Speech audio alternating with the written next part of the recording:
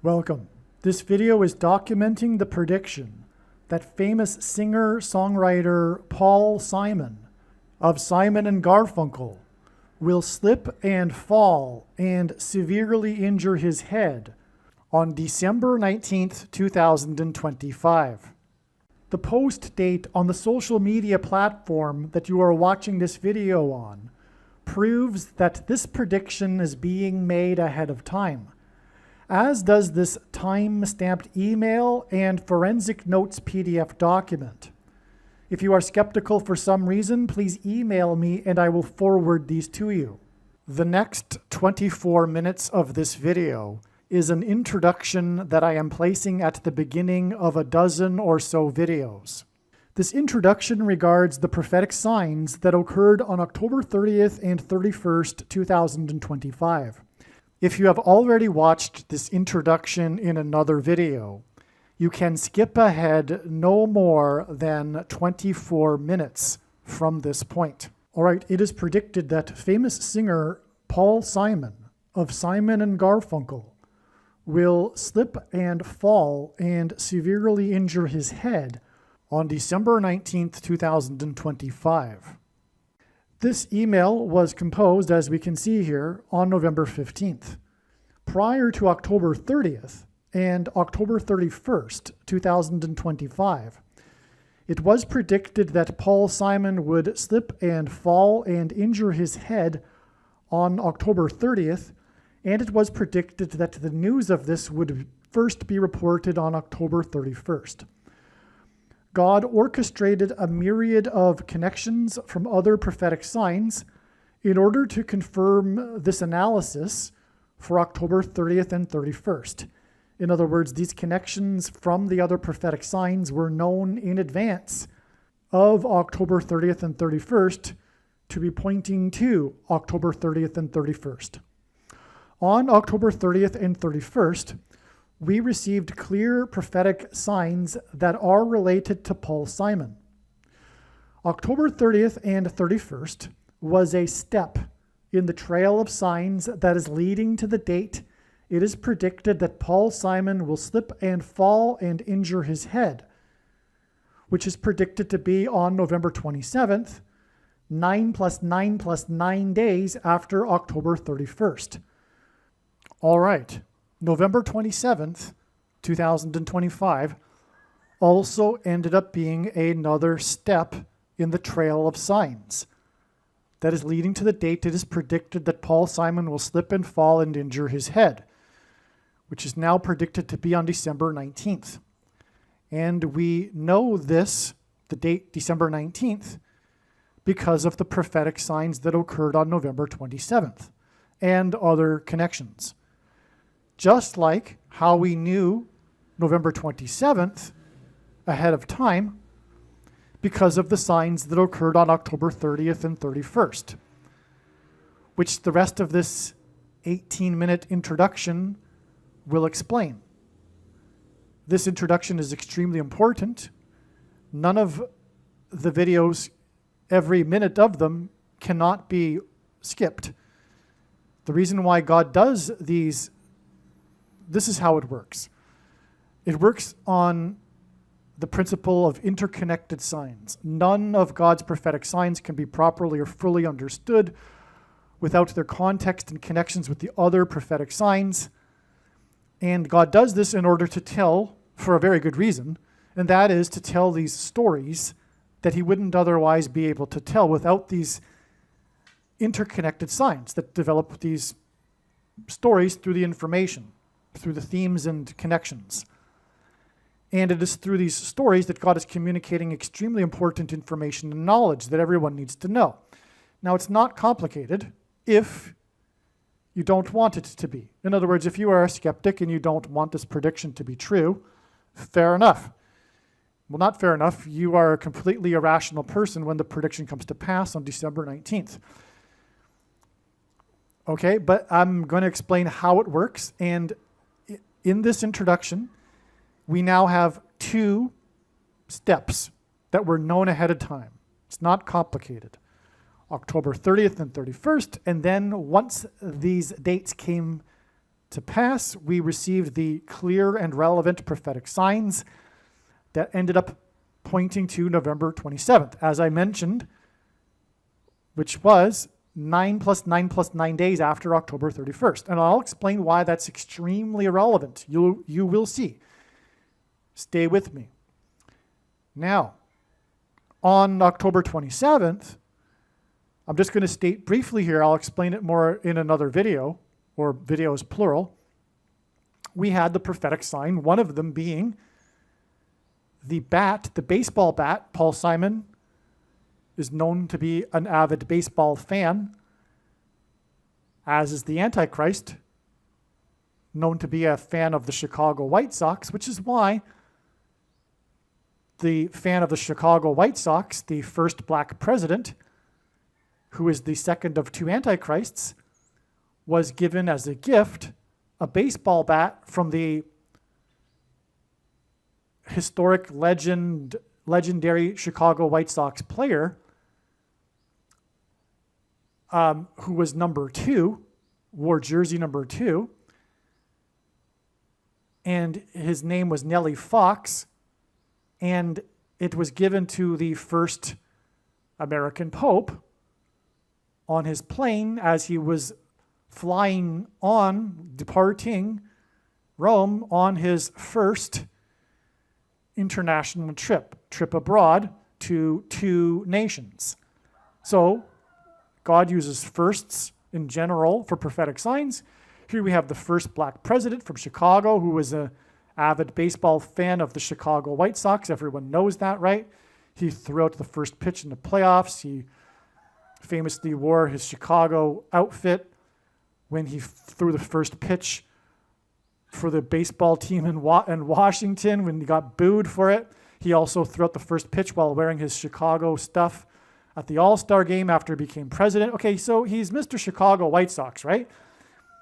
And anyway, he is also from Chicago, just like the first American Pope. And this number 2 bat was given to the Pope, the first American Pope, who is from Chicago, at the beginning of his 2-nation trip. So that gave us the number 22, which is a number that God uses in his signs to symbolize the mark of the Antichrist, which the Antichrist will enforce. And he also pairs 9 and 22 together. So this 9 plus 9 plus 9 days is followed with this sign that gives us the number 22. And it is 22 days from November 27th to December 19th, the date that is predicted that Paul Simon will fall and injure his head. And that's because the mark of the Antichrist will injure people's heads. And I should just, add why the number 22 symbolizes the mark of the Antichrist is because in the book of Ezekiel, chapter 9, the inverse of the mark of the Antichrist is described, and that would have been a Tav mark. The Tav letter in the Hebrew alphabet is the 22nd and last letter of the Hebrew alphabet, and the mark of the Antichrist is described in the last and 22nd book out of 22 books in the Bible that have a total of 22 chapters.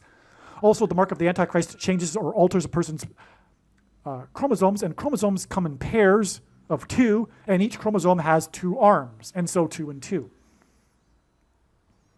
And so that is enough for now. Like I said, I'll explain more about what happened on November 27th in another video. There's, of course, a lot more to this. I'm just saying this now just simply to establish how this works and how we get from October 30th and 31st, December 19th. Okay, now the rest of this video must be watched. I mean the rest of this introduction to this video, which will explain how October 31st connected to November 27th with 9 plus 9 plus 9 days. I won't explain how, I'll explain why. I'll explain how this is important. First of all, God repeats a number 3 times for emphasis of its symbolic meaning, and the most important number in God's true big picture of signs, patterns, and connections, which is only being explained on this channel, is the number 9, as from the Bible, the number 9 symbolizes God's judgment. What do I mean by step in the trail of signs? Well, God's prophetic signs, none of them can be properly or fully understood without their context and connections to the other prophetic signs, something that is mostly missed by other people that are interested in God's signs. And this is also why the vast majority of God's signs are completely unknown and missed and are only being talked about on this channel. The reason why God does this is he is able to tell stories through the big picture of signs and interconnected signs that he wouldn't otherwise be able to tell from one single prophetic sign isolated on its own. That's why these signs are not recognized in general by other so-called watchers, and the signs that are recognized are not fully appreciated or understood. The reason why God tells these stories is in order to communicate extremely important information and knowledge that everyone needs to know, that is only being communicated or explained, I should say, on this channel. And for example, there was a tremendous theme that God was using for October 30th and 31st, Halloween, that God didn't, I assume, I can gather, want to use for the final date of Paul Simon's fall and then death. These signs and this theme of Halloween are extremely important, and you will see what I am talking about when you watch these other videos, including probably this video, because what I'm doing right now is making an introduction to these other videos that predicted October 30th and 31st. In other words, there are about 10 other videos that must be watched, every minute of them. And when the prediction comes to pass, the wise person will recognize that they do need to watch every minute of every video on this channel.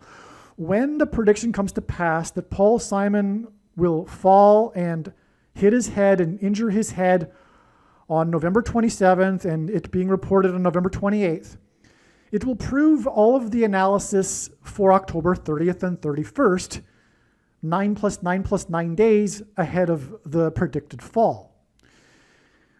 And the reason why that's important is because this will prove all of the information in these other 10 videos that God was telling through these stories that he designed to lead up to October 30th and 31st. He didn't do this for any reason at all. He did this for extremely important reasons. And so that's the purpose of a step in the trail of signs. It further paints the picture and enables God to tell these stories. And these stories could not be possibly told without these steps that served to connect the other prophetic signs in the big picture web of God's signs. Believe me, I know far better than anyone the purpose for this prediction that is from God. And it is to prove the things that I am saying in these videos, and especially the controversial things that I am saying, which will be proven to be true because they are proven beyond a doubt through God's big picture of signs, which in turn will be proven to be true when this prediction comes to pass. And so hopefully I have made it clear why God did this for October 30th and 31st. In other words, what I'm about to explain in the next couple of minutes is an explanation for the prophetic signs that occurred on October 31st and 30th, and which are these dates that we expected such signs in advance of these dates. And when the prediction comes to pass on November 27th, it will prove that October 30th and 31st were indeed steps in the trail of signs, and therefore all of the analysis for October 30th and 31st that was explained in advance of these dates is 100% correct. To not appreciate this is to miss entirely the point of this prediction that is from God, the point of this video, and the point of the videos on this channel. You might as well turn this video off. If you do not appreciate this, you are wasting your time. Okay, so that's what's going on here. So that's, again, why it is that this video must be watched, and the rest of this video will talk about how God pointed to October 30th and 31st ahead of time, and now you understand why he did this and why it is important that you learn what God did to point to these dates ahead of time. Because what God did to point to these dates ahead of time are the stories that contain the knowledge that you need to know. On October 30th and 31st, we received clear prophetic signs that are related to Paul Simon, as we expected in advance of these dates. October 30th and 31st was a step in the trail of signs that is leading to the date it is predicted Paul Simon will slip and fall and injure his head, which is predicted to be on November 27th, 9 plus 9 plus 9 days after October 31st.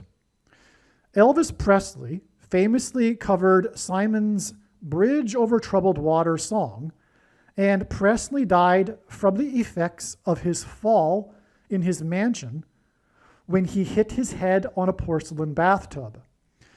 Most people don't know this, but professionals believe that the true reason for Elvis Presley's death was not him taking drugs, but the drugs were taken to deal with the side effects from the severe head injury he had 10 years earlier in 1967, when he fell in his bathroom and hit his head on his porcelain bathtub and was unconscious for an unknown period of time. This, in turn, caused over the years increasingly severe autoimmune diseases as a result of the brain injury. And that's all related to, guess you know what? The Thing, and we will talk about that in these videos. The thing that causes autoimmune diseases. Now, Paul Simon's best-selling album is titled Graceland.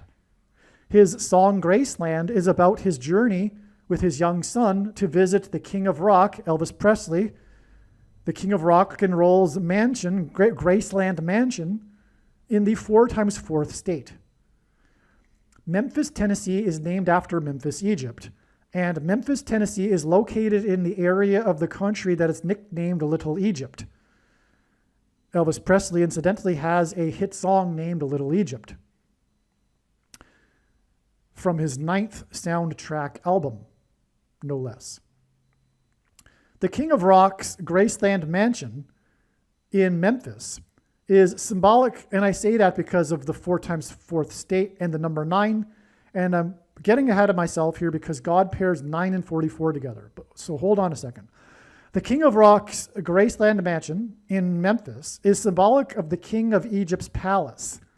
And in the Bible, the King of Egypt is a type for the Antichrist king. The Antichrist king, who will reside in the White House mansion that has 44 plus 44 plus 44 rooms, and God repeats the number 3 times for emphasis of its symbolic meaning, and is located at 4x400 Pennsylvania Avenue. This Antichrist king is the 44th president, and he was inaugurated in the year 09. This is why in his big picture of signs, patterns, and connections, God pairs the numbers 9 and 44 together. On October 30th, King Charles, and by the way, in the Bible, the Israelites escaped the persecution from the King of Egypt, and likewise the Pilgrims escaped the persecution from the King of England, which is King Charles. On October 30th, King Charles formally stripped, and Paul Simon sang about the Pilgrims in his song American Tune. On October 30th, King Charles formally, this date that we knew in advance, to relate to Paul Simon, who God is using to point to the King of Rock and Roll. Okay, so on October 30th, King Charles formally stripped Prince Andrew of his royal titles. One of the main stories on October 31st, the following day, was the question of what would become of Prince Andrew's mansion. And also on this day, news broke that Prince Andrew had hired 40 prostitutes in 4 days while he was in the royal kingdom of Thailand. 40 prostitutes in 4 days hints at the number 44. In his signs, God pairs the numbers 23 and 44 to confirm his signs and connections. And by the way, this is how God's true big picture of signs, patterns, and connections works, which is only being explained on this channel. It works on the principle of second and third and multiple witnesses confirming a matter, as the Bible says is required, And this is what makes what is being explained on this channel true and not a product of one's imagination, and different and unique than everything else on the internet that claims to be an analysis of God's prophetic signs. And if we think about it, one simple way in which he would provide a second witness for us is through pairing certain numbers together, such as 9, 23, and 44. And I know these are the numbers because I have been studying his big picture of signs, patterns, and connections from morning until night for more than full-time hours for more than 7 years. Okay, and so the reason for 23 and 44 is because the 44th president was the basketball president who wore jersey number 23 in high school basketball. And also the thing alters a person's 23 pairs of chromosomes, the mark of the Antichrist. The 44th president is the Antichrist. So in his signs, God pairs the numbers 23 and 44 together to confirm his signs and connections. The news of Prince Andrew's 40 prostitutes in 4 days in the Royal Kingdom of Thailand was exactly 2 times 300 days after Prince William and Prince Harry visited the King of Rock's Graceland estate and mansion in the 4 times 4th state. And again, the news on this day was Prince Andrew's mansion. And exactly 2,300, or 2 times 300, I should say, days prior, the princes visited the King's Graceland mansion in the 4 times 4th state. That's a pairing of 23 and 44. Furthermore, it pairs with the 40 prostitutes in 4 days at the other end of this timeline. Okay, now this 2 times 300 days is the equivalent of exactly 4,200 days. And in Bible prophecy, the period of the Antichrist king's rule is symbolized by 42 months. Also, on October 31st, Trump, God's trumpet for prophetic signs, trumpeted that he had renovated the Lincoln bathroom in the White House mansion that has 44 plus 44 plus 44 rooms and is located at 4 times 400 Pennsylvania Avenue. President Lincoln was the 4 times 4th president. Also on October 31st, Trump had an interview in his mansion in the 9 plus 9 plus 9th state, Florida, with CBS for the first time since his $4 times $4 million lawsuit with this news company. That's another pairing of 9 and 44. The 9 plus 9 plus 9th state and the $4 times $4 million lawsuit. These signs on October 31st that hinted at the number 44, again, the 40 prostitutes in 4 days, and the Lincoln bathroom named after the 4 times 4th president in the White House mansion, which has 44 plus 44 rooms and is located at 4 times 400 Pennsylvania Avenue.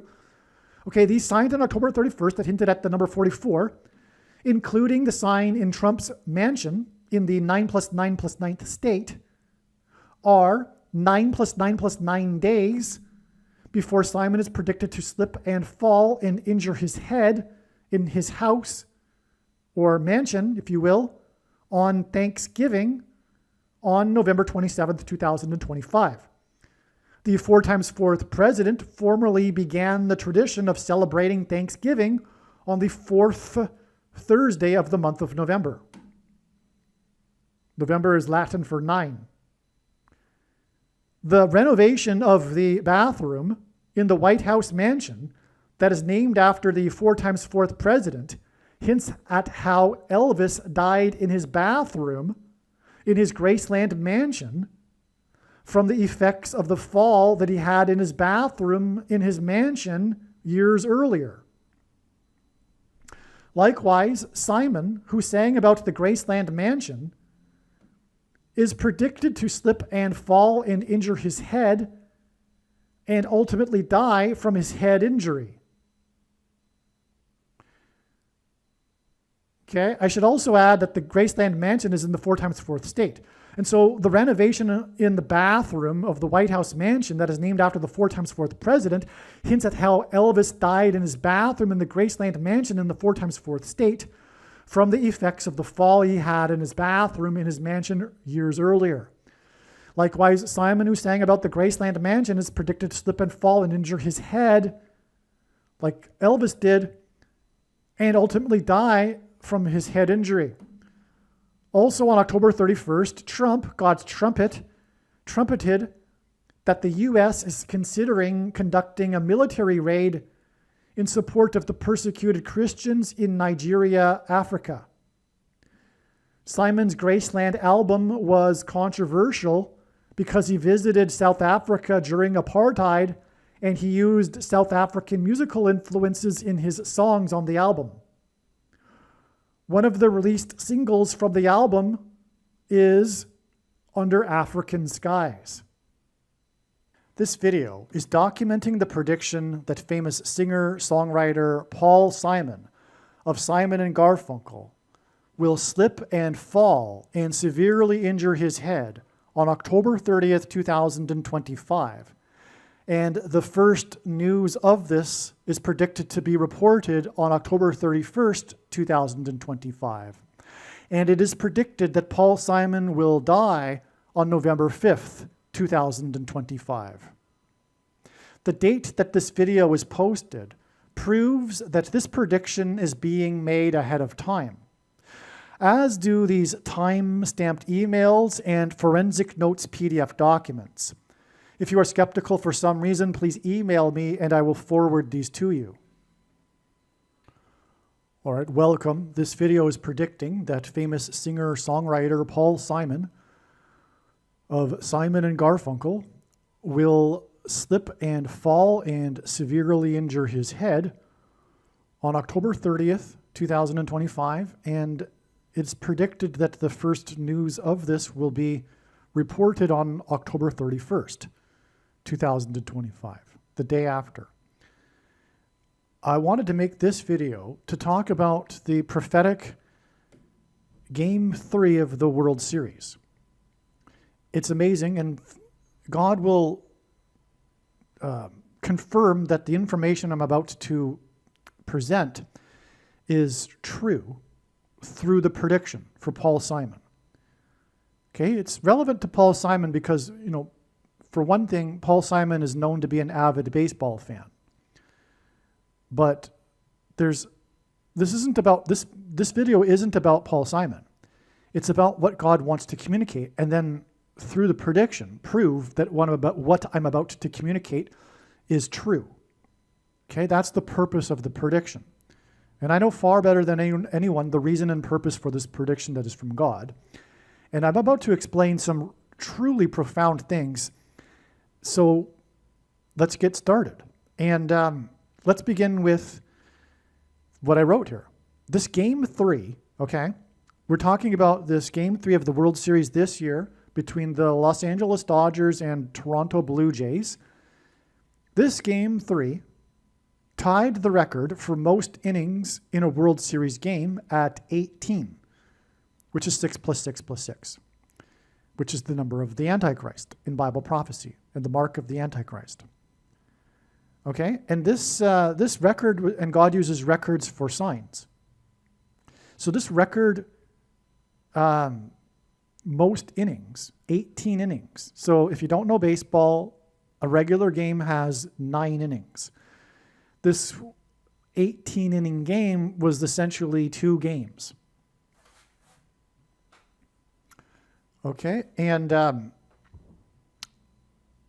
if the score is tied at the end of 9 innings, at the end of a normal 9-inning game, the game goes into extra innings until one team takes the lead and wins the game, and then the game stops. So in other words, the game continued to be tied all the way up until the 18th inning. Okay? And so this is very interesting because the last time this happened, the other record-setting game that went to 18 innings was also a Game 3. Okay? And it was exactly 7 years ago. Well, it was in 2018. It wasn't the exact date. Well, then again, wait a second. Maybe it was. It was within one day of an exact 7 years. But regardless, it is 7 years in terms of prophecy here because it's game 3 to game 3. And also, this is extremely relevant because in the most central prophecy in the Bible, a period of 7 years is symbolic of the end times and the period of the Antichrist. And it is only symbolic for those that don't know that yet, which is like pretty much everyone, I think, that's interested in prophecy. Everyone still thinks that it's an exact 7 years. But when this prediction comes to pass, it'll prove that this is God's true big picture of signs, patterns, and connections, which is only being explained on this channel. And it overwhelmingly proves that this 7 years, and also, by the way, the 1,260 days, for those who know what I'm talking about, is only symbolic. Okay? And it already began. We are already inside the 7 years, which began symbolically on January 1st this year, which is why, incidentally, there was 7 plus 7 deaths in the 6 plus 6 plus 6 state in the attack in New Orleans with the truck. And then later in the day, another 7 were injured when the Tesla truck exploded in front of the Trump Hotel in Las Vegas, which is the 6 times 6 state. But that's just scratching the surface of how that's confirmation of the symbolic beginning of the 7 years. But I'm not going to get into that subject any more than I just have, except to say that that was also a Paul Simon sign because it was a Wednesday morning at 3 a.m. was the timing of the attack. And Paul Simon and Garfunkel's first album was Wednesday morning, 3 a.m. But for the relevance of all of that, I also explained countless other times in other videos. And also, when the prediction comes to pass, the wise person will recognize that they need to watch every minute of every video on this channel. Okay, that's why I won't repeat everything every time. So, we have these two record-setting games. But the thing about them, too, is that they were both played in Los Angeles. And there are 2 baseball teams in Los Angeles, but they were both played in the Los Angeles Dodgers Stadium, exactly 7 years apart. And that's because God is using Los Angeles to hint at fallen angels, which is, of course, relevant to the end times in the book of Revelation, which is essentially a time in which the demonic realm collides with the earthly realm. Okay?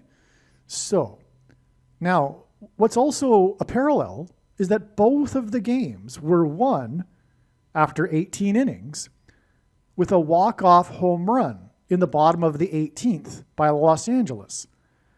A walk-off home run is when a player hits a home run to end the game. Okay, it means that the game is over because the game doesn't need to continue anymore. The team has just won in the bottom of the inning of the last inning of the game. In this case, it was the 18th inning. Okay, so both games were won in dramatic home run fashion. Okay, both were walk-off home runs, and they were solo home runs as well, both of them. 7 years apart, and both in Los Angeles. Both record-setting 18 innings, okay? And that's because, as I'm explaining here, which is why I wanted to make this video, because it's giving me an opportunity to explain at least a small part of the extremely prophetic 2018 World Series, which I made a video about afterwards back then, but that's long lost. So this information is not on the internet anymore. And I'm not even going to explain it all, but at least I get to explain some of it. So the hero of and I'll explain why the 2018 World Series was particularly extremely prophetic. And so here we go. So the hero of the 2018 World Series, the player that hit the home run to end the game, was player number 13. And the hero this year that hit the home run to end the game after an exhausting 18 innings was player number 5. 13 plus 5 equals 18. And again, the game went to 18 innings in both years. And the first of these two instances was in the year 2018. And again, 18 is 6 plus 6 plus 6, which is the prophetic significance here. The name of the hero of this year is Freeman. The hero in 2018 had what the media called a Cinderella story, and the game went past midnight. The first time that a World Series game went past midnight, local time. All right, and that's saying something too, because the game starts early because it's on the West Coast and it's a World Series game, so it has to start early so the East Coast audience can watch the game. So the fact that it went past midnight is exceptional, but of course it went 18 innings, so you get the idea here. But the prophetic significance of this is twofold. One, it confirms the Cinderella story, or I should say vice versa. The Cinderella story confirms the significance of the game going past midnight, the first time this had happened in a World Series. Well, at least, I guess on the West Coast? Well, whatever. Okay, so anyway. So the reason why it was a Cinderella story is because the player at the time was a rags to riches story. From what I recall, it was a long time ago, but the prior year or even earlier in that season, he was in the minor leagues and,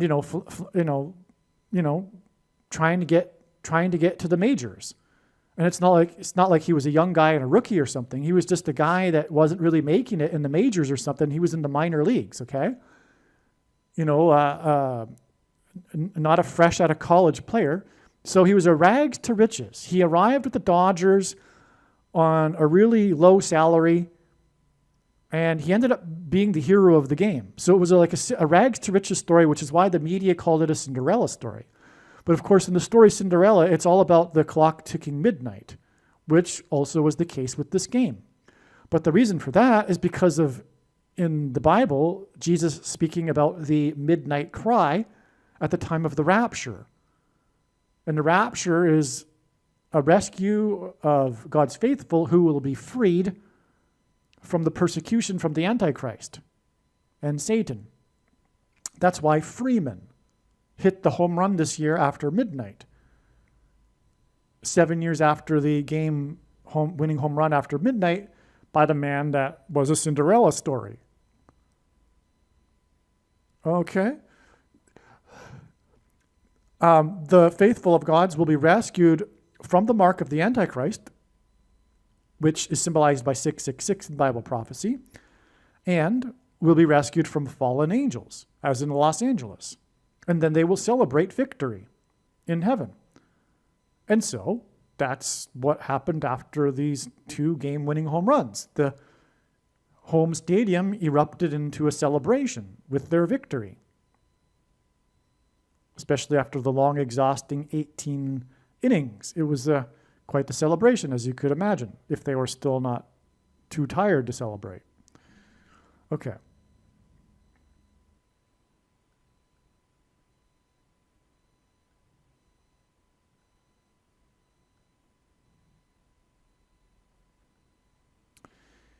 The hero of the game in the 18-inning game in the year 18 was number 13.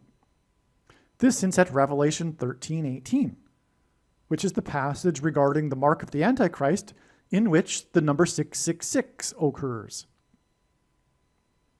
Okay, so again, he was number 13. It was the year 18, but it was also the record setting at the time, 18-inning game. And it still is the record, it's just now been tied. Again, 18 equals 6 plus 6 plus 6 as well. But anyway, this hints at Revelation 13:18 because he was player number 13. And the reason why this hints at Revelation 13 is because of what I mentioned and explained, the Cinderella story and the game going past midnight. And then the midnight cry. Well, actually, the cry went out in the stadium once he hit the home run. It was a cry of celebration. All right, but it was a midnight cry, actually. Oh, okay, I forgot that part. So, and again, Jesus talks about this midnight cry in context of the rapture, which is what the Cinderella story and the midnight thing is all about in the game. So that's why this is relevant. The fact that his number is 13 and the number 18 occurs here is because it really does hint at Revelation 13:18. Now, this player number 13 is still playing with the Dodgers 7 years later. And I had thought about how uncanny that is. Normally, Major League Baseball players don't stay with a team that long.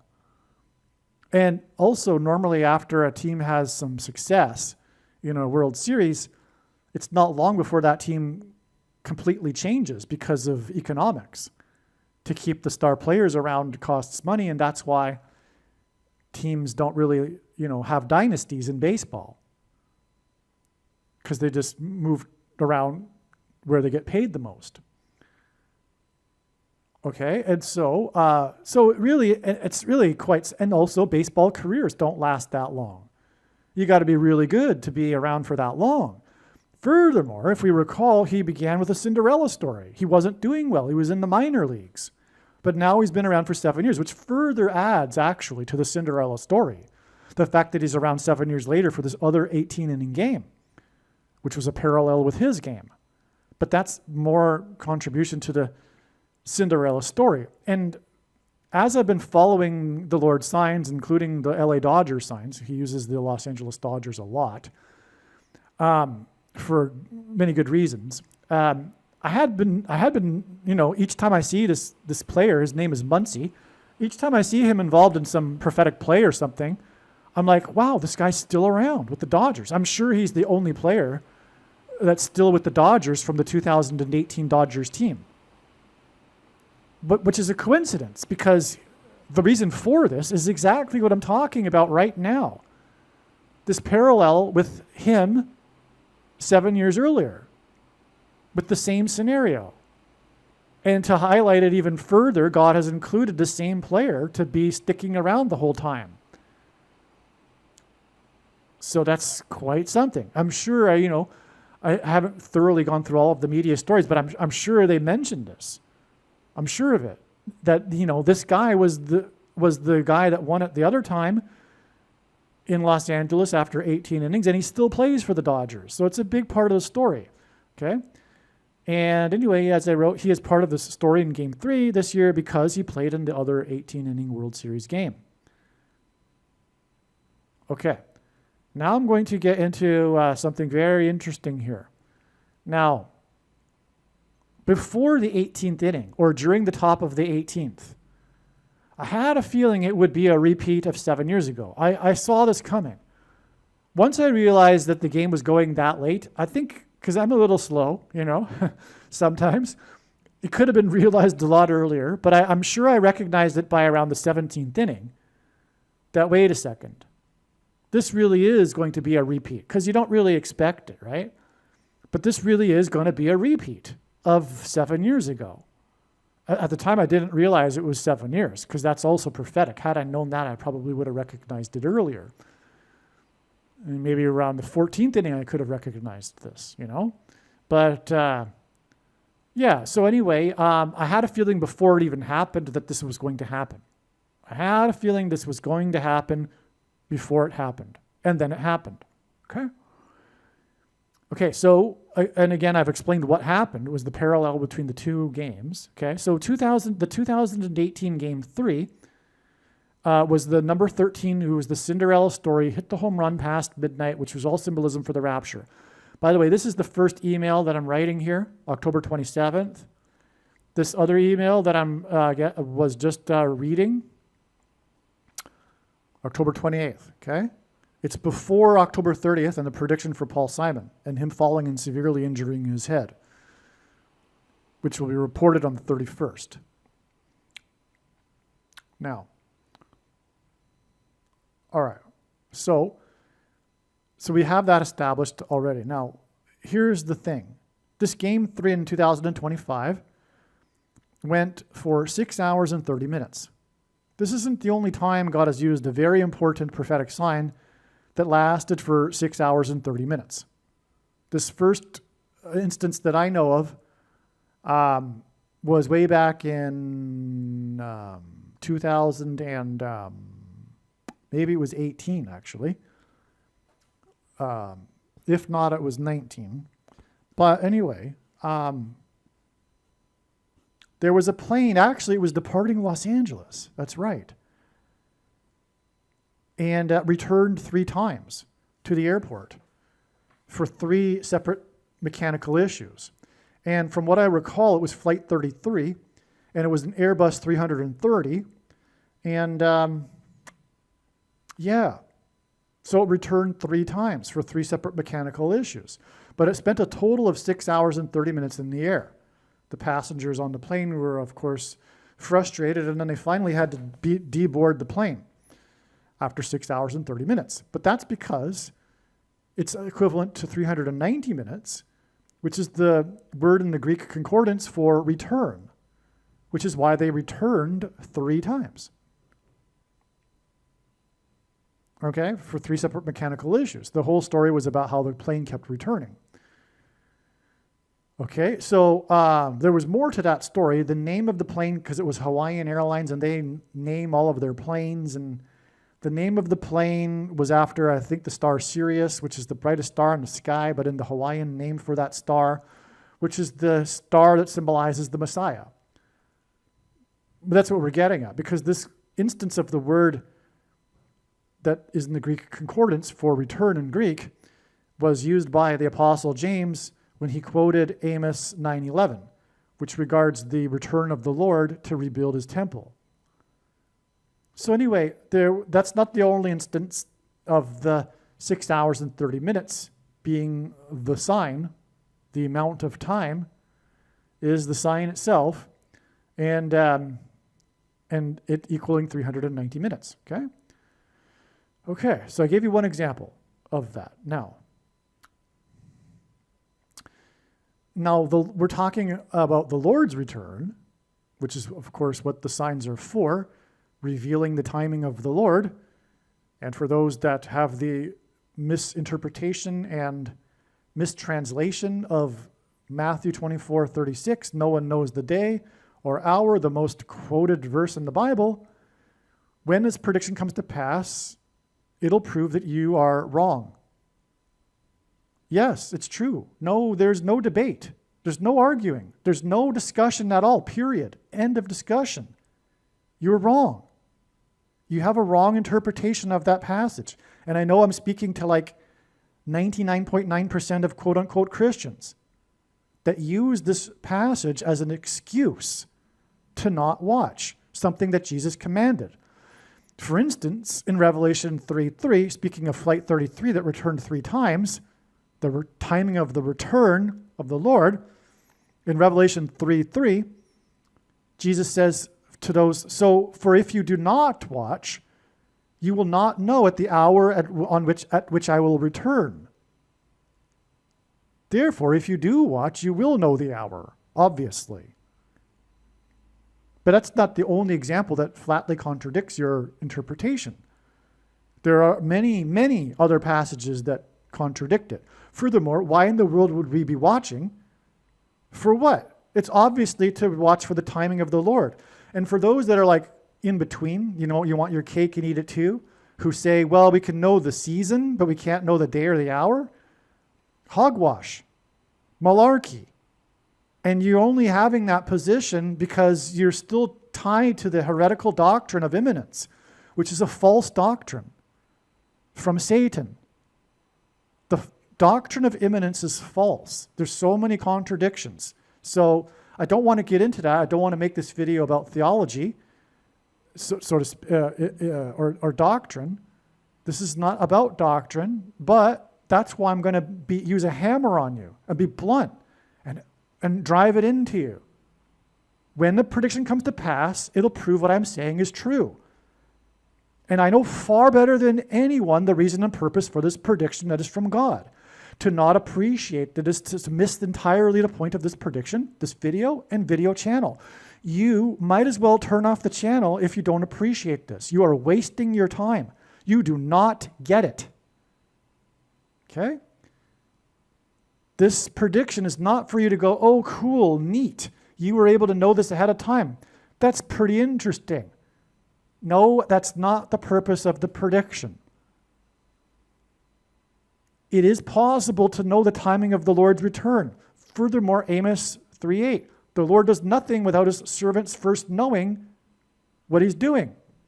And also, we have the examples in the Bible of God's servants knowing the precise timing of the impending judgment. For example, Noah, which is why right after Jesus mentioned no one knows the day or the hour, but it's not translated correctly, he gets into a parenthesis and talks about Noah. And what do parentheses mean? It means that there's a thing that's contradicting what was just said. It's like related to what was just said. That's what a parenthesis is. Okay? And Noah knew the timing of the Lord's return. But the truth is, actually, to be fair, the Lord purposely hid the knowability of the timing. Okay? It's for the purpose of fooling people that don't want to watch. He purposefully camouflaged it so that you would, if you wanted to, buy into the false doctrine of imminence. That's actually the truth of what's going on.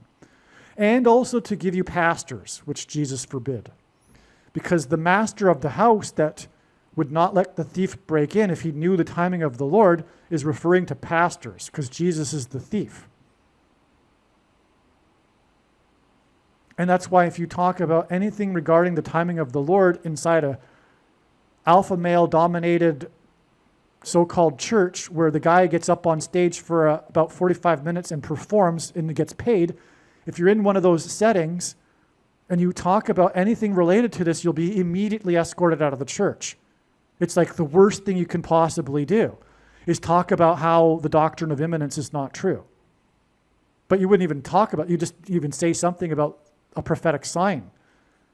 If you ask the average quote-unquote Christian if they could name one prophetic sign, even though Jesus commanded them to watch, they wouldn't even understand the question. They would be like, what are you talking about? That's how lost they are. They are the sleeping bridesmaids, which Jesus warned, and in that passage, incidentally, he commands to watch. The sleeping bridesmaids were not watching. They didn't know the timing of the Lord. They didn't have enough oil because of it, which is the case with a lot of quote-unquote Christians. Now, the 5 that were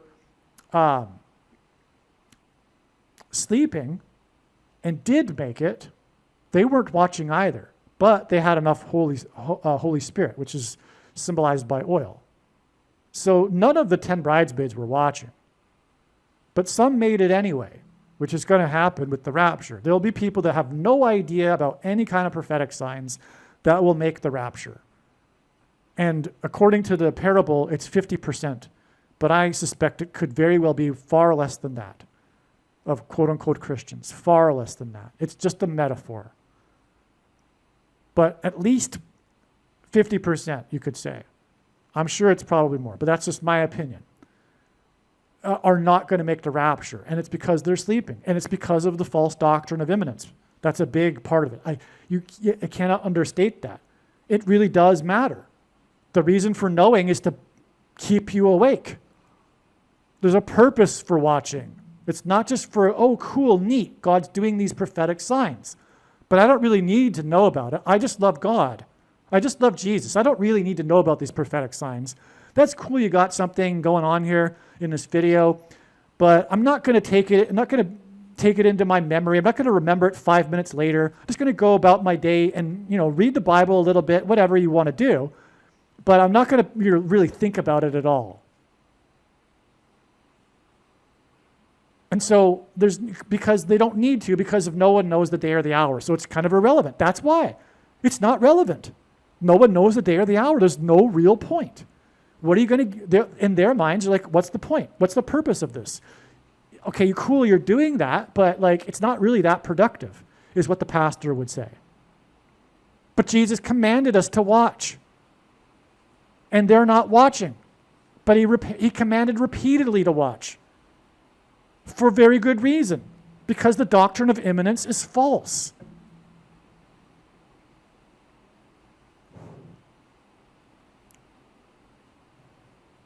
Anyway, when you ask them for the one prophetic sign, they don't even recognize the obvious one, which is the Star of Bethlehem. But what was the Star of Bethlehem? It was a sign for who?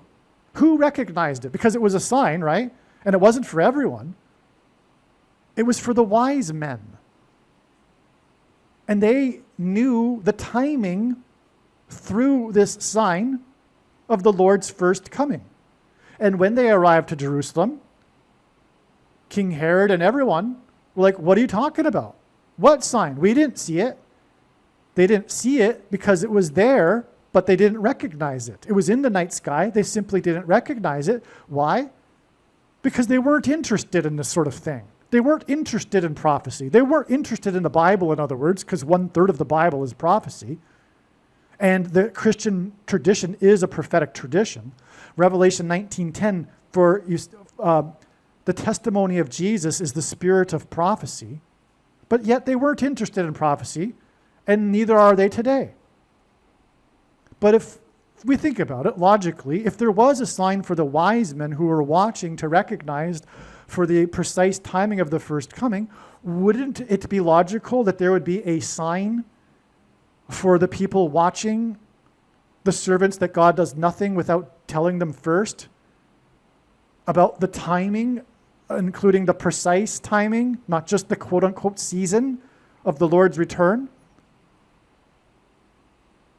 Well, of course there would be. In fact, it's not just one sign, it's thousands of signs, which literally the vast majority have been missed, including by the supposed watchers, for a couple of big reasons. One, they're not watching enough because they are on the fence. They still don't really believe that it's that important, because no one knows the day or the hour anyway. We know the season.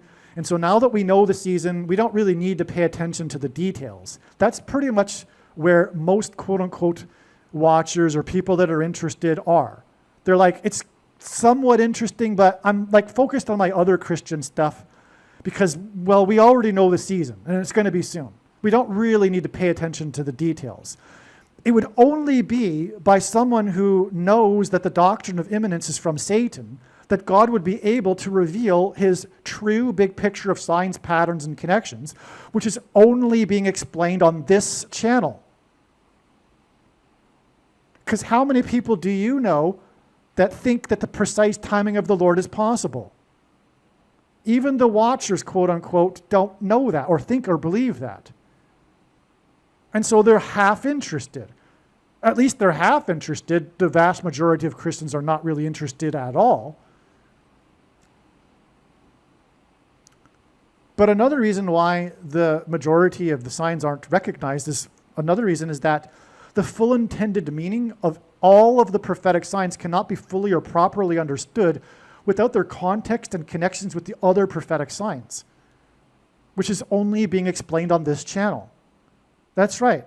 When they see these signs, if they see them, they don't really know what to make of it. They don't understand them because they don't know the context. For example, the other signs that occurred on the same date, but also how they connect to other signs. And it is only through these connections and patterns that God is able to tell these extremely important stories that have the extremely important information and knowledge that everyone needs to know, that is only being explained on this channel.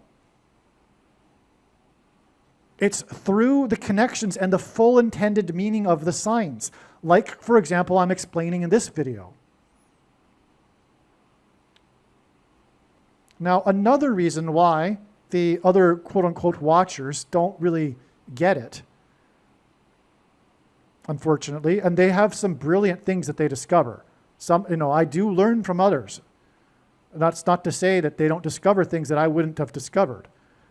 But the reason why they don't really get it, though, and miss the vast majority of the signs, another reason, is that for whatever reason, the vast majority of quote-unquote Christians that are watching or whatever, I shouldn't use the quote-unquote part, but the vast majority of the people that are watching, for whatever reason, attribute these signs to Satan. They're not from Satan. They're from God. And if you don't recognize that, well, how in the world are you going to appreciate what God is doing? This is a thing that gets a lot of people. I find that the people that are misguided on this are generally have the conspiratorial mindset. It's good to recognize that there are conspiracies, and there certainly are, and Satan is behind them, etc. But they go overboard. There's rational reasoning and conspiracy fact. Anyway, I just find that in general, they have an excessive amount of conspiracy theory infused with their Christianity. It's like a mix, because conspiracy theory has become a religion. And so they're mixing the conspiracy theory religion with Christianity, which is the thing that God hates the most. The mixing of false religion with true religion. It's the thing that the Jews were chastised for repeatedly and then ultimately exiled, for mixing with the pagan religions of their neighbors. Well, in our modern culture, we have what you might call the rise of a new religion, which is this conspiracy theory religion. Some of them are Christians and some of them aren't. And they both are part of this movement, which tells you something that it isn't Christian. But these people are, in general, I find a lot of the watchers, that, especially the ones that attribute the Lord's signs to the devil, are also part of the other false religion of conspiracy theory. How Satanists are behind all of these things. Like, they would actually say, in fact, if they were to try to explain what I'm explaining in this video, they wouldn't be able to. Not these particular signs. But if they were to try to explain something similar, they would attempt in some way to explain, to say, purport that they're the result of Satan and Satanists. They would say, for example, all sports are rigged, and the guy that hit the winning home run was part of the Satanist conspiracy, etc. I mean, it's just ridiculous, which is why they're not able to watch properly, and God can't use these people. So the guy that God is going to reveal his true big picture of signs, patterns, and connections to, one, doesn't subscribe to the false heretical doctrine of imminence, and is not the extreme conspiracy theorist. Otherwise, those other people can't be used. They're used for useful things. Don't get me wrong. I've learned some things from other people, the ones that are, for example, like excessively into conspiracy theory and attribute God's signs to Satan. But there's no way that they're really going to get the big picture and understand things. And that's why what's being explained is only, the big picture of signs anyway, is only being explained on this channel. All right, so I got off subject, but I got that out there. And I got it into a video that will have a prediction for Paul Simon, and so theoretically it should be watched by many people, and hopefully this will help many people that are, for example, attributing God's signs to Satan and are therefore not able to really recognize what's going on. Now, what we had here again was this 390-minute game. Okay, and I mean, it wasn't exactly 6 hours and 30 minutes, but media articles did say it was 6 hours and 30 minutes. It was actually, from what I read, 6 hours and 39 minutes, but that's enough to make it 6 hours and 30 minutes, okay? Now, the reason why all this is important is because of this, speaking of the timing of the Lord, the age of fishing for men, which began with 13 disciples, 12 plus Jesus. I know there were more, but this is just symbolism, okay, for God's purposes. So there was 13, which began symbolically the beginning of the age of fishing for men. Now, Jesus' last miracle, in which 153 fish were caught in the net, was symbolic of the end of the age of fishing for men. Just for example, the text says that the fish were caught, I think it was 200 cubits from shore, which was symbolic of the 2,000 years, which is itself only symbolism. Okay? And it was his last miracle, so it symbolizes the end of the age of fishing for men. It was 153, one of 3 unusually specific numbers in the Bible. This number is very prophetic. I could talk, probably 10 to 20 minutes about this number. But anyway, 13 times 153, in other words, the beginning of the age times the end of the age of fishing for men, gives us 1989.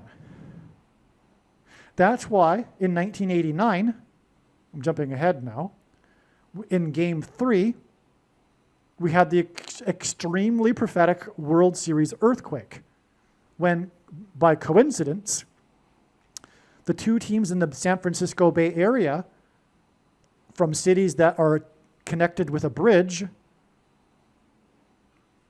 were present when this earthquake hit right at the beginning of the game, right at the beginning of the broadcast, which in itself was prophetic. I've made lots of videos about all of this. It's extremely important.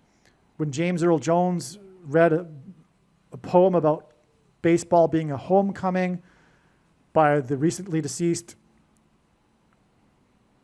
commissioner of baseball, who and on, okay?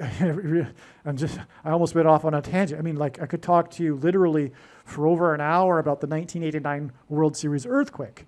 Now, but it was by coincidence, okay? Now that these two teams were playing at that time. So in other words, also, the whole world watched this earthquake live and the reactions in the stadium and all of this and the broadcasters. And what it did, though, one of the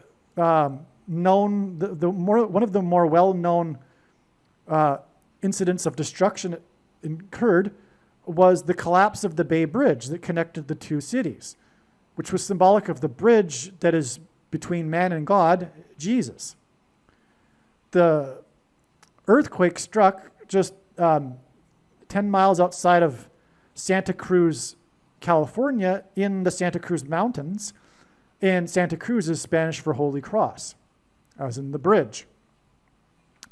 Now, there's lots more to that, like I'm saying. Now, so the thing is the reason why that occurred in 1989 is exactly what I'm saying. Because when asked by the disciples for the signs of his return, Jesus replied with earthquake signs.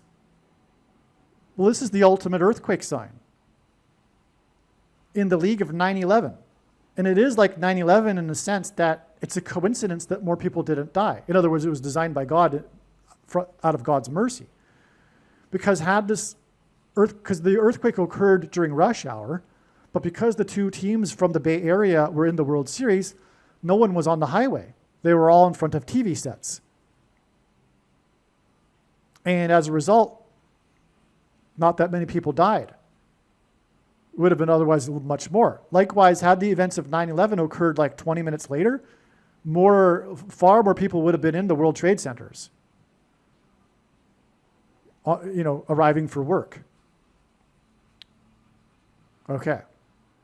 So, anyway, but it was 1989. Now, the reason is, the 1989 World Series earthquake hints at the 13 disciples times the 153 fish, like I explained. That's why the earthquake in 1989 during Game 3. By the way, it was the World Series. I mean, how did the baseball championship get named World Series? Think about that. How did that even happen? Well, it was designed by God. And partly it's for this. In 9/11, we had the World Trade Center, and in the 1989, we had the World Series earthquake. It's judgment on the world that's coming. Primarily America first, though, God's Gentile nation, because the judgment is commensurate with the amount of light and blessings a nation received. And so in order of, in the order of God's interest in terms of judgment, first is America, and next are the English-speaking countries, and after that are other West European countries, and then after that are other nominal Christian countries, like Catholic countries, which aren't really Christian, but kind of. But anyway, okay. So we have the 1989 years, and we have the 1989 World Series earthquake. Well, Jesus began his ministry in 29 AD, and we know that from the Gospel of Luke. It's not a controversy. It's not a speculation. Okay? It says right in the Gospel that Jesus' ministry began in the 15th year of Tiberius, and we know from history that Tiberius began his reign in 14 AD. So 14 plus 15 is 29 AD. Now, that's why when we add 1989 to 29 AD, we get 2018. That's why the 2018 World Series was so extremely prophetic. It was symbolic of the end of the age of fishing for men, because it was 1989 years after 29 AD. And 1989 is why the earthquake occurred in the world during the World Series 29 years before 2018. In other words, this Game 3, the Cinderella story and the rapture sign in Game 3 in 2018 that I've already explained, was the 29th anniversary of the 1989 World Series earthquake, which was also in California, by the way. All three of these Game 3s we are talking about in this video are all in California.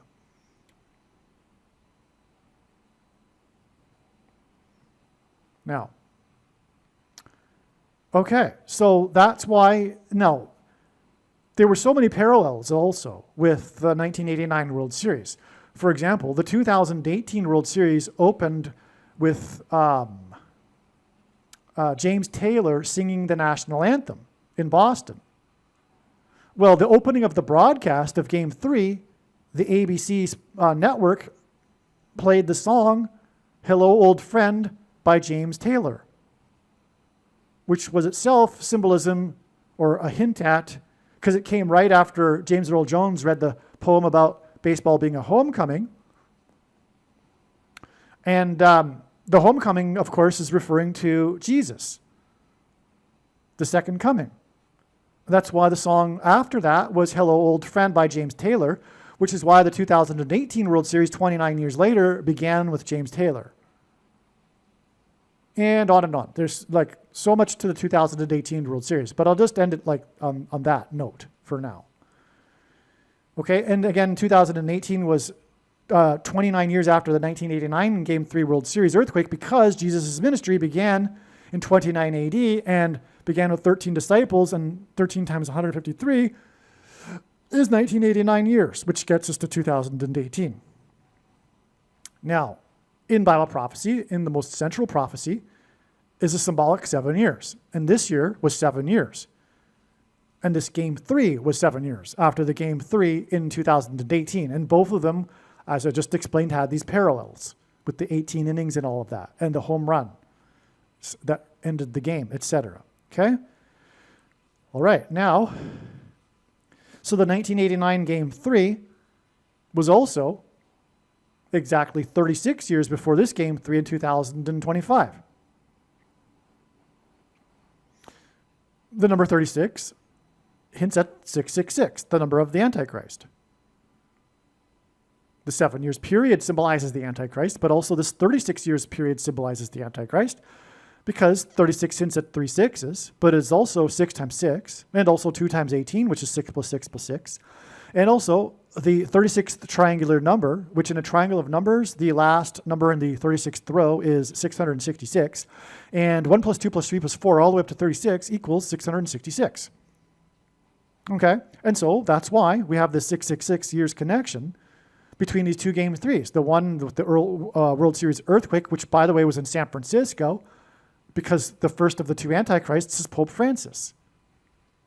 But this other one at the other end was won by Freeman, which hints at the rapture and rescue and the freeing of God's faithful from the mark and persecution from the Antichrist, the Pope.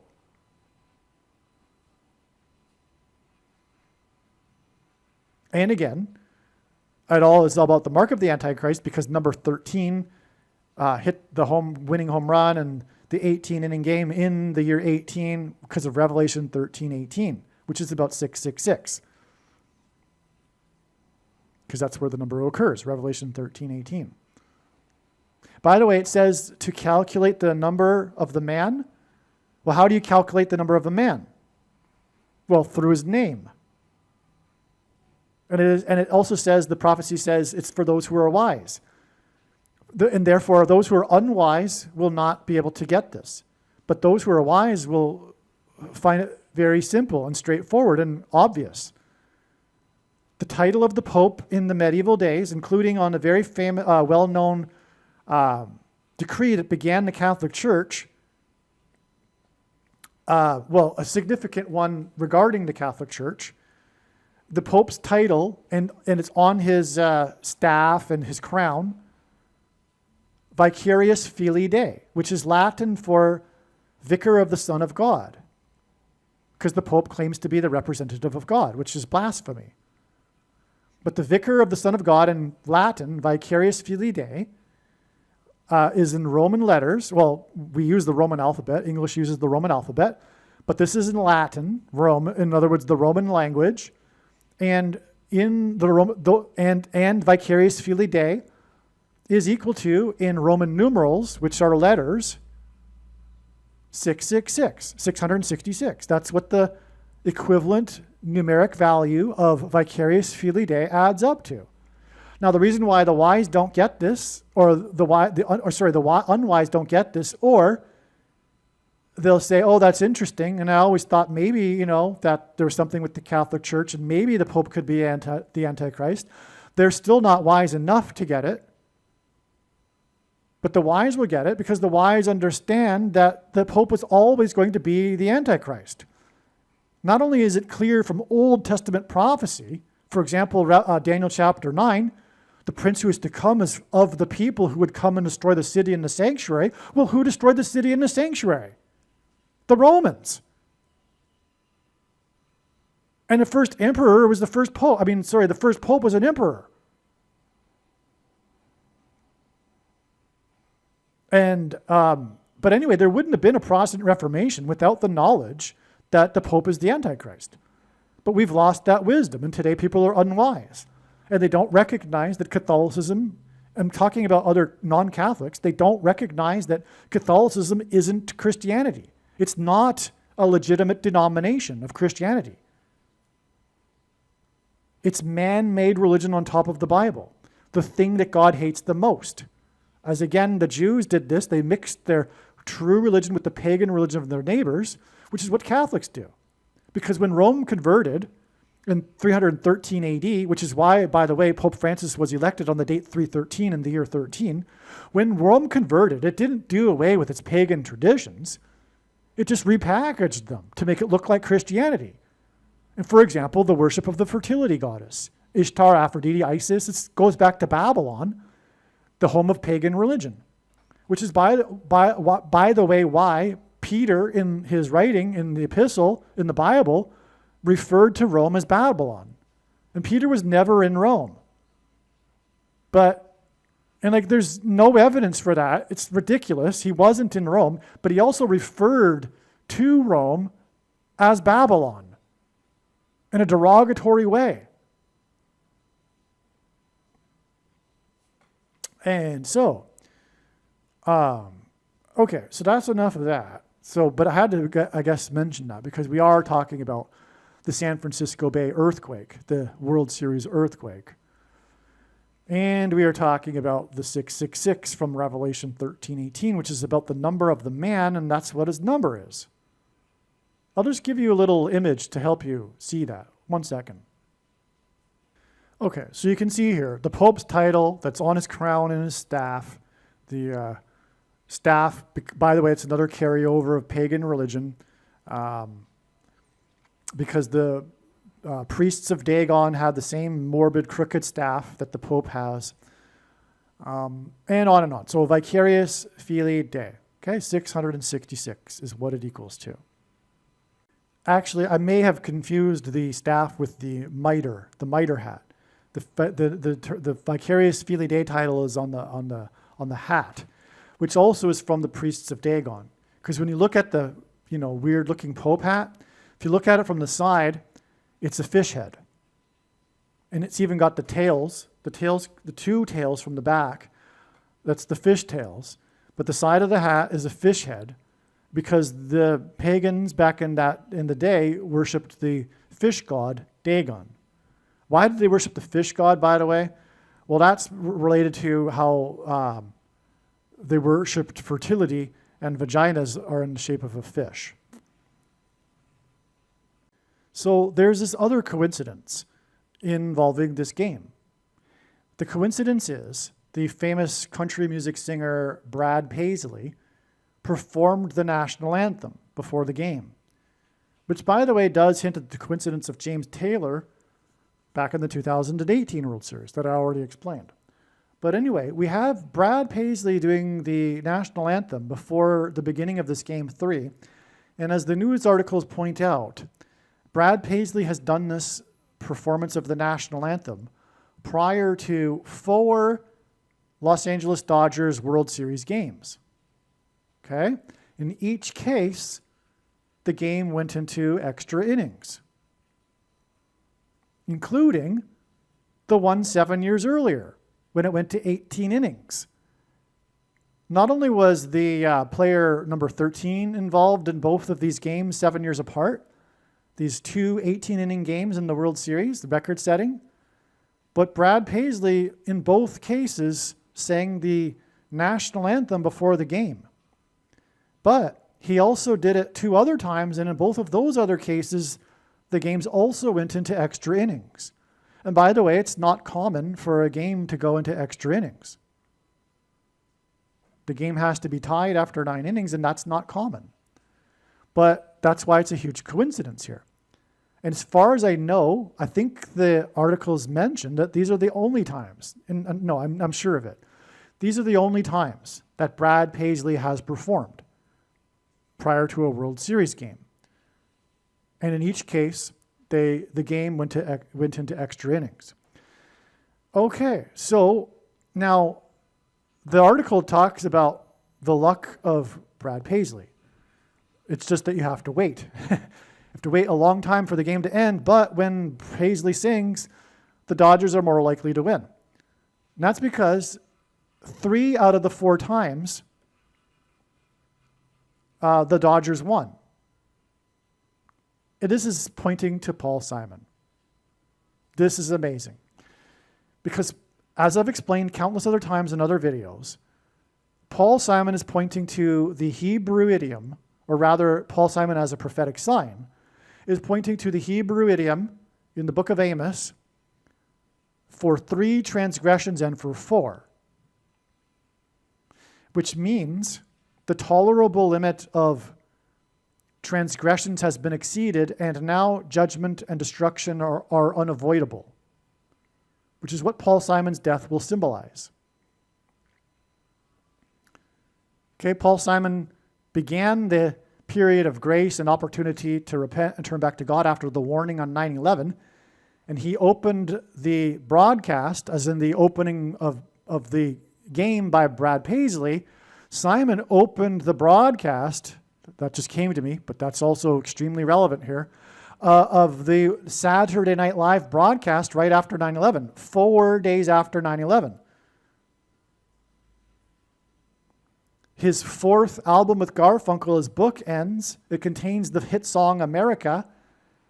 And Paul Simon's death will be the other bookend to the period that America was given after the warning of judgment and destruction. Since that time, America hasn't returned to God. It has raced exponentially even further away.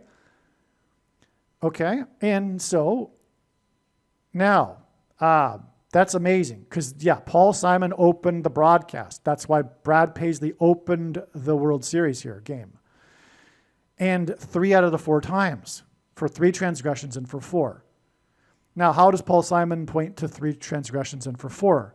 This Hebrew idiom. Well, he's Jewish, but also his first album with Garfunkel is Wednesday morning, 3 a.m. That's the title of the album. That album contains Sound of Silence.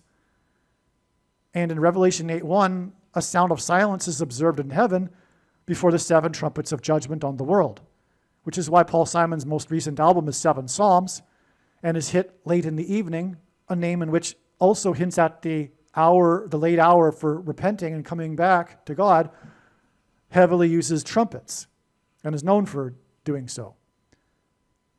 And so the judgment begins, in other words, after Simon's death, because it will point to Revelation 8:1, because of his song Sound of Silence that launched his career. That's followed in Bible prophecy by the judgments for 3 transgressions and for 4. So the album for 3 transgressions and for 4 hints at 3 and 4 because Wednesday is the 4th day of the week.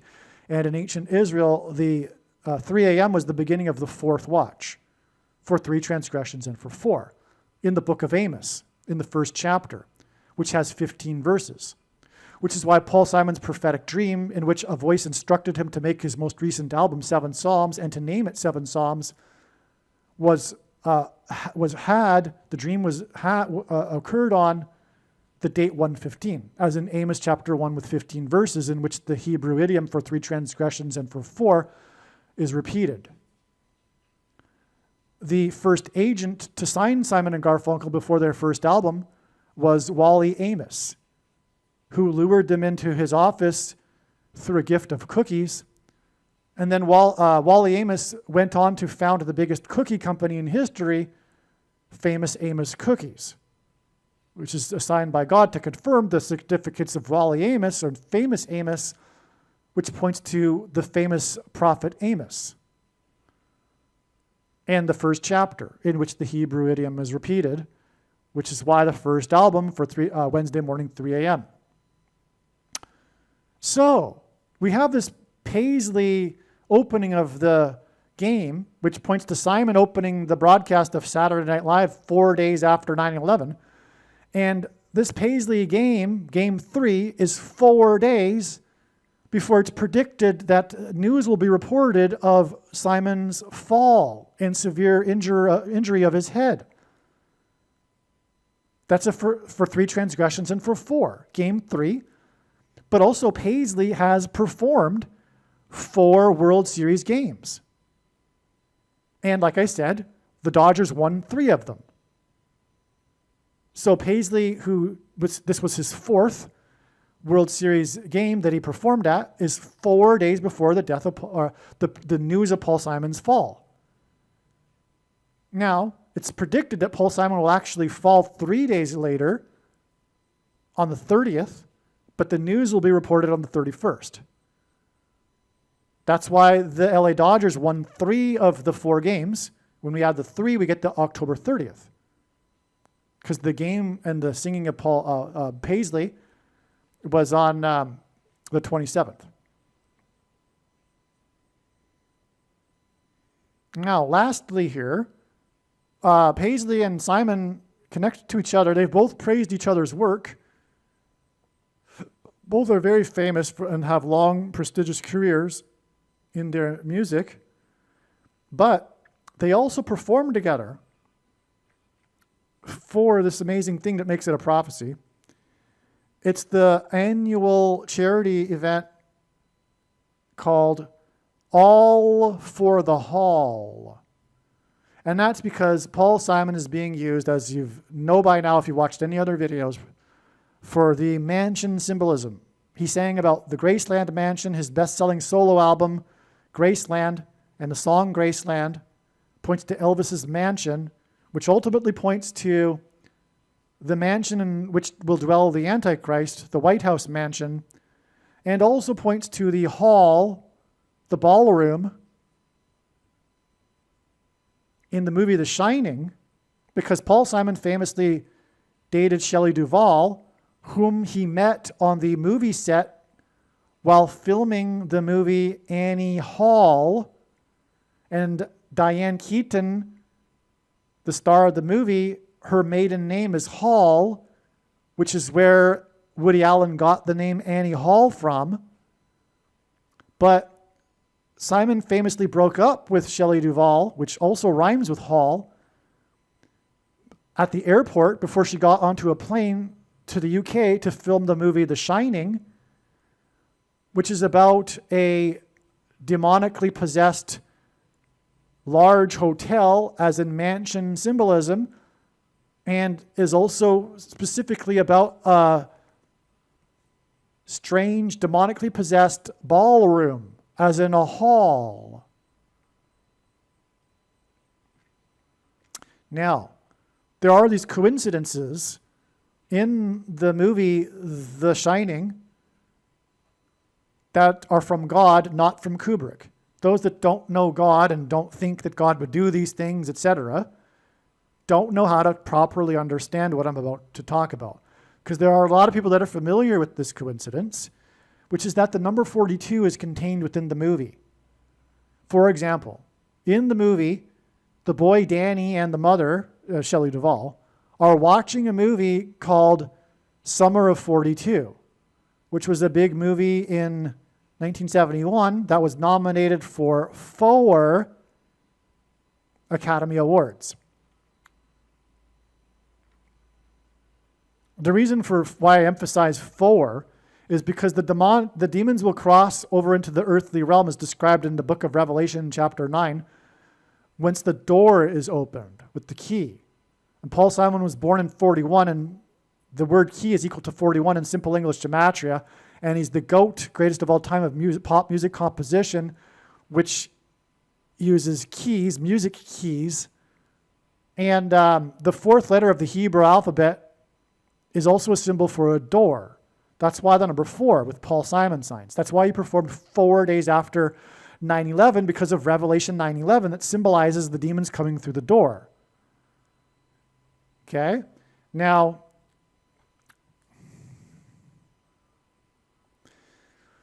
the movie Summer of 42 was not put into the movie by Kubrick so that he could play a neat little coincidence game for people involving the number 42.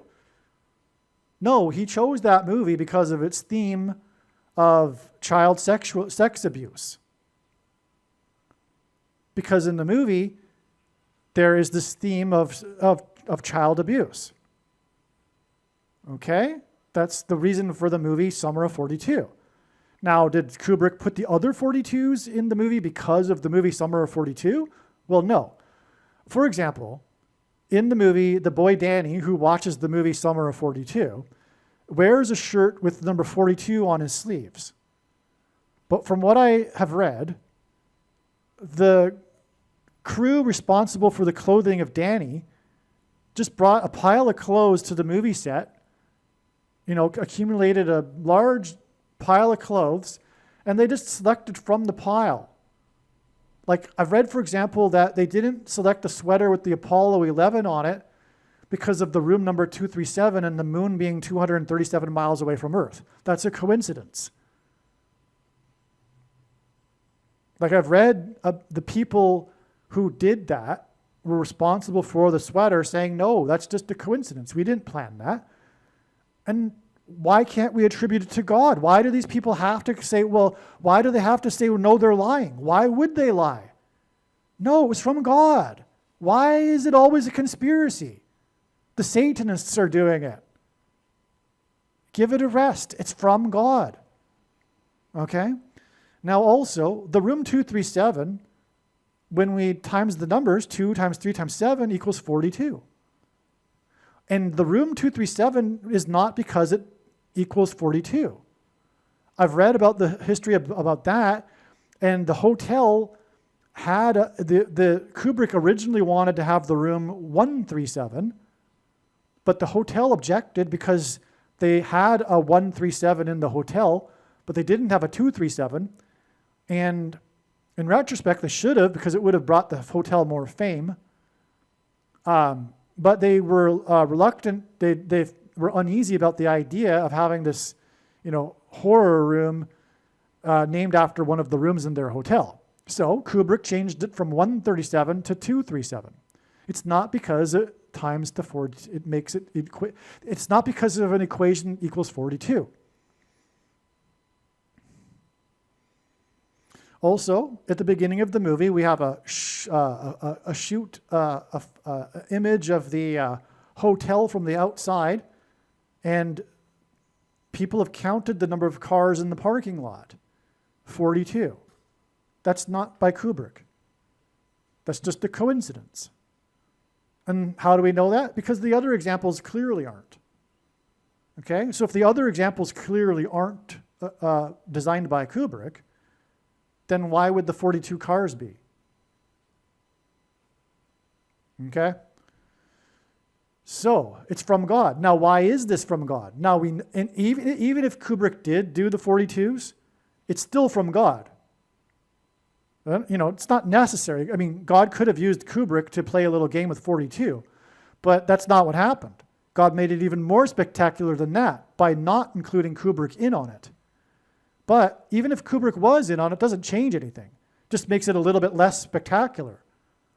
But what it all points to is the hall in the mansion hotel that was used by the Nazis to officially formulate the final solution for the Jews. The bloody murder, as in Red Rum in the movie The Shining, another thing from God. The bloody murder of the final solution is the reason for the 42, because of the conference in the hall, in the mansion that is a hotel, or was a hotel, I don't know if it still is, that the Nazis used, which, by the way, was used because the hotel is an overlook of the lake, and the name of the hotel in the movie is the Overlook Hotel, another coincidence by God to point to the Holocaust and the final solution of the Jews. But what's that all about? Well, that's in itself a hint at Bible prophecy, which talks about the Antichrist, whom Hitler is a type for, who will persecute true Christians and Jews in the final days, when there will be another Holocaust, a genocide, a politicide of the political left, of their arch enemies, true conservatives and true Christians. And I say true because there will be many quote-unquote Christians that are on the wrong side. And even, supposed conservatives too. But that's the reason for all of this. Now, what's all this really going on here too is that the Graceland song about the mansion, which now we know points to the Holocaust through the movie The Shining, a movie about demonic possession. And that's why, again, Annie Hall and Shelley Duvall and the performance here with Simon and Paisley, in which they riffed with each other, and I believe sang Homeward Bound together at this concert. It's called All for the Hall. That's amazing. All for the Hall. And I just learned this today, and I realize, and I say that with emphasis in my voice because I've known for a long time that God is using Paul Simon for hall symbolism because of The Shining and now the Ballroom Hall, but also the mansion, the Graceland mansion and the White House mansion. But in the last couple of weeks, it's come to the realization that this is not only about The Shining, which has been known for a long time, Paul Simon and the movie The Shining through Shelley Duvall, but the Ballroom Hall specifically, which, by the way, is the reason for the recent stories about Trump's ballroom at the White House. Okay? But so we have also it all pointing back to the hall that was used by the Nazis for the final solution. Now, it's all about the demonic possession of people through brainwaves, which is why Paul Simon will injure his head. It'll point to this. The first lyric, the symbolic beginning of the song of Graceland, and by the way, centuries ago, before the invention of titles, believe it or not, there was a time when that was prior to the invention of titles. Literary and music compositions, literary documents were titled by the first line of the piece or the composition. It's called an incipit. The incipit for the song Graceland is the Mississippi, and by the way, the most famous incipit of history is, "It was a dark and stormy night," which, by the way, God has used for a prophetic sign in the past. That's how I know all of this. It was a dark and stormy night. The cliche, right? That's because it was the most famous incipit. Well, the incipit of the song Graceland is, "The Mississippi Delta was shining like a national guitar. It was a dark and stormy night. The Mississippi Delta was shining like a national guitar." Well, what's happening here is that music is frequencies, and people after they take the mark of the Antichrist and have the components that are in it inside them that migrate to their brains, will then come together and make a sort of transistor that will receive 5G frequencies. That's why all of this is described in the fifth of 7 trumpets in Bible prophecy. The 5G frequencies will trigger the transistors, and that will engender delta brainwaves, which will facilitate demonic possession. And so that's why the Mississippi Delta was shining like a national guitar, because shining hints at the movie The Shining, which is the term for this demonic possession in the movie. God has also backed us up with another second witness, which is John Lennon's and the Beatles'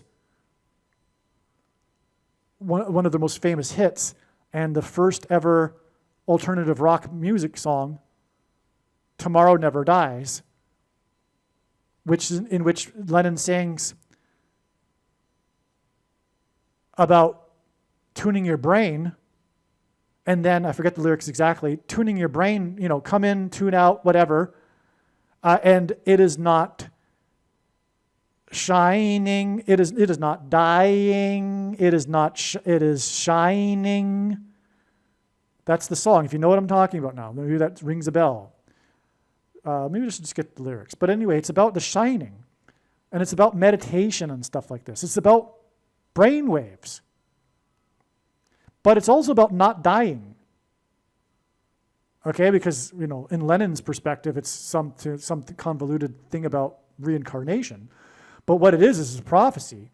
Because what's going to happen is the demons pretending to be aliens will promote the mark of the Antichrist, the SHOT, and promise immortality for those who take it. And then they will become demonically possessed. They'll try to reach immortality without God. It'll be the same lie as the first lie ever told in the Garden of Eden to Eve when the serpent said, "You shall surely not die." Well, the final big lie of the age is the same as the first.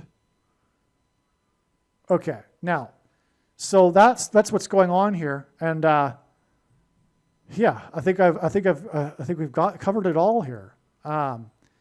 That's why Paisley and Paul Simon performed together at the All for the Hall thing, which ties them together, which makes Paisley's performance at the baseball game relevant to the prediction for Paul Simon, who was a baseball fan, 4 days later and 3 days later, because Paisley sang three times when the LA Dodgers won.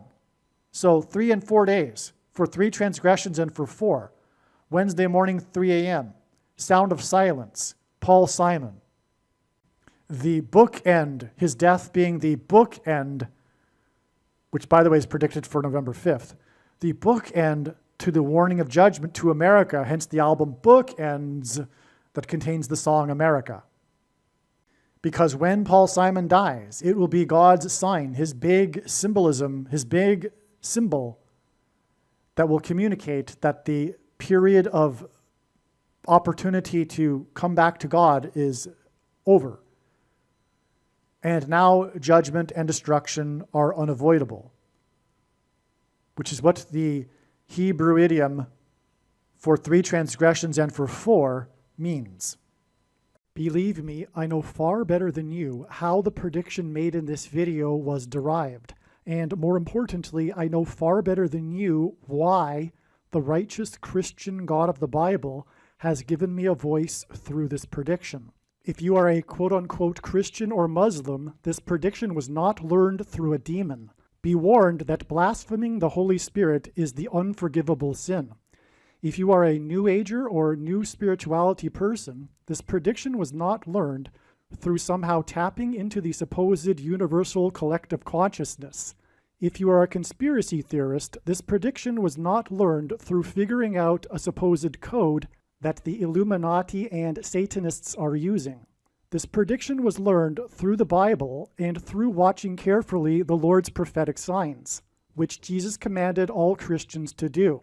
Besides proving that Jesus Christ is the Lord, the reason why God has given me a voice through this prediction is to prove that the controversial things that I am saying in the videos on this channel are the truth. Therefore, a wise person will want to watch all of the videos on this channel. What I will also do is create a video or two that summarizes some of the controversial things that the Lord will prove to be true when the prediction being made in this video comes to pass. I will leave links to these must-watch videos in the description box below this video. Again, the purpose of this prediction, that is from God, is to prove these things that I will talk about. And therefore, it would be foolish to not watch the videos that I will leave links for in the description box below this video. Aliens and UFOs are demons masquerading as aliens and UFOs. Most people's spiritual experiences are demonic deception, especially if they are not a true follower of Christ. In the last days, many people who claim to be a follower of Christ will have spiritual experiences that are in reality demonic. God became a man and died a horrible death at the hand of the ruler of this world, Satan, and then defeated death for you, so that you too can overcome death, which is the price that must be paid for sin. It is time to repent, which means to change one's ways and turn to God and become a disciple of Jesus. Do not listen to or follow the example of most quote-unquote Christians. Instead, follow the teachings of Jesus, which most quote-unquote Christians ignore. Like Jesus, you must surrender your life. Put nothing ahead of Jesus, your Lord. Like Jesus, you must lay down your life so that you may live.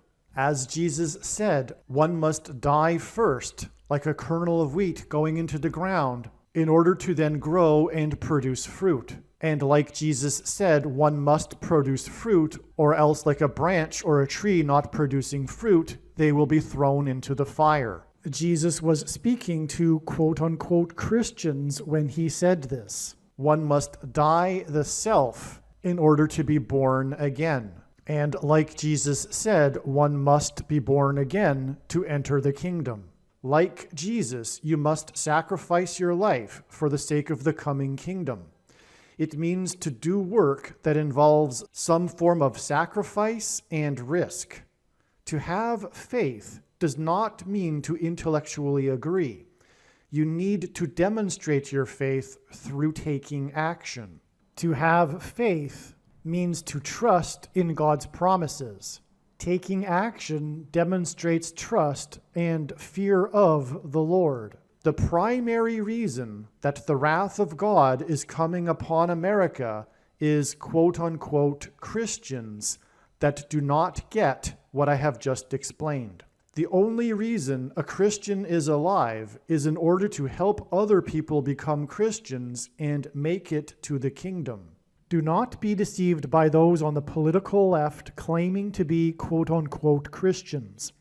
There is no such thing as a Christian on today's political progressive left. Jesus said, "Do not think I have come to abolish or change any bit of the law or the prophets of the Old Testament Bible." In other words, the God of the Old Testament Bible is the exact same God of the New Testament Bible. It is essential that you learn about the God of the Bible and his ways. The God of the Old Testament Bible is looking to see who will fear him, and to fear God is not the same thing as quote-unquote revering or honoring God. Through Christ's ransom payment, a Christian is someone who has been redeemed and freed from slavery to sin and Satan. In response, a true Christian recognizes that their life in this world does not belong to them, and they become a willing slave to Jesus for the sake of the kingdom.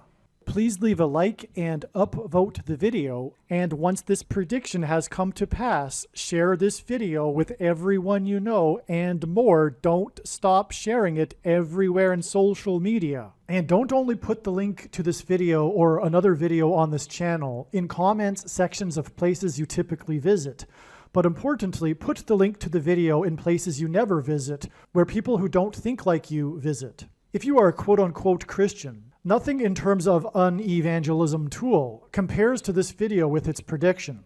It is a massive bag of gold. Beware of Jesus' warning through the quote-unquote Christian that did nothing with his bag of gold and was banished to hell. Also, read Ezekiel chapter 3 and 33 for this same warning. If you think you might be spending too much time watching videos instead of working and sacrificing for the kingdom through handing out flyers and potentially helping hundreds of people in the same length of time as a video, my flyer is filled with amazing information that people need to know right now, and it points people to the video channel. Now is not the time to be handing out typical evangelical tracts that are largely based in error anyway, such as, quote, Jesus loves you, unquote, for example. You can hand out the flyer on busy street corners, put them on car windshields in busy parking lots, and put them in mailboxes. Just send the file to your local print shop.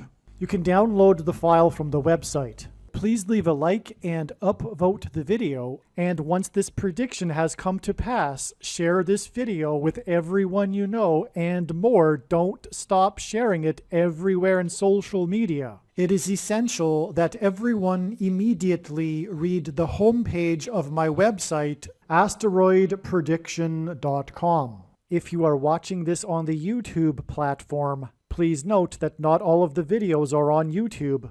You need to switch to the Odyssey.com or Rumble.com channel, and do it now in case you aren't able to later.